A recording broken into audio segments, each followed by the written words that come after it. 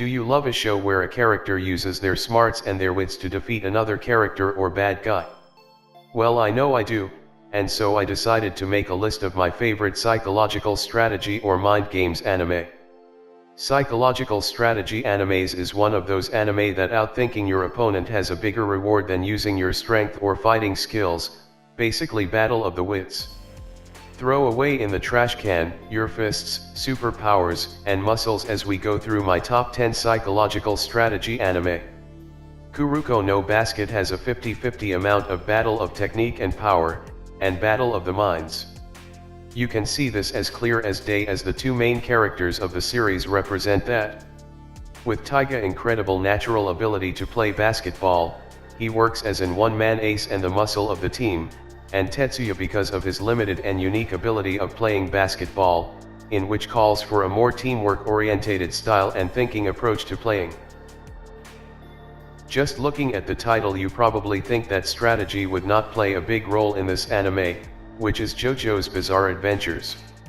While the first half of the first season is a more straightforward battle shonen, but the second half and on forward puts a bigger emphasis on strategy. Starting with the Hanman user Joseph, who is a bit of a trickster. Joseph's jokester personality allows for some bizarre or witty battles which fit the feel of this show really well. And after the Joseph's arc comes the beginning of the arcs for the power called stands, which allowed him to have more room for tactical fights in the future. From the creators of Death Note comes an anime about creating professional manga called Bakuman. I get the same type of feeling when it comes to strategy as I got from Kuroko No Basket, where you have a protagonist pair, one being the writer, the thinker, and the other being the artist, the muscles.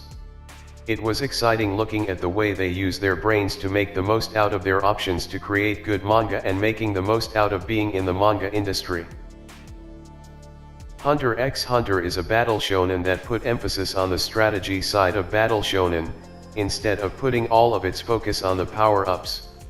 With most of the villains of this show being overpowered, it's nice to see how does the protagonist makes the most of a bad, or seemingly impossible situation without always relying on power-ups.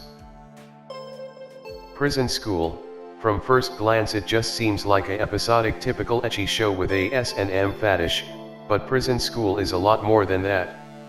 I really didn't expect to get such great and entertaining characters and a good plot from this show, but got great mind game plots for a comedy which is for the most part unheard of in anime or any form of entertainment.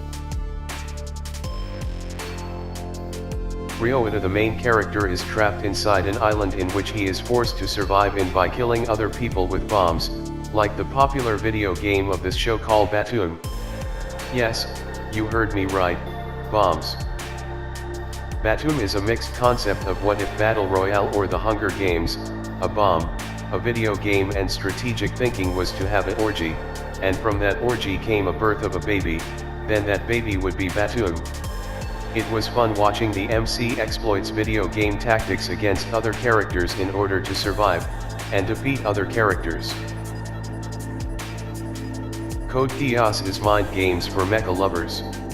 If you ever wonder how your favorite real robot series like Gundam would work if they shift their focus on mind games instead of who has the better robot, well then Code Geass is your show. Not only does the MC abuses his ability to strategize with giant robots, but also his super ability to control people who look directly in his eyes.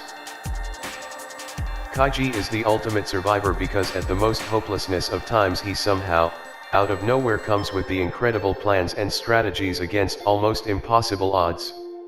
Watch as you see the main character Kaiji gamble and run into situations where his gambling games turn from bad to worst as the game progresses, but when his back is against the wall you see Kaiji's genius is set into motion.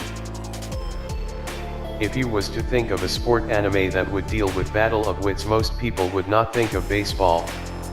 One Outs takes on this challenge and does with great execution. You really don't have to like baseball to enjoy this anime.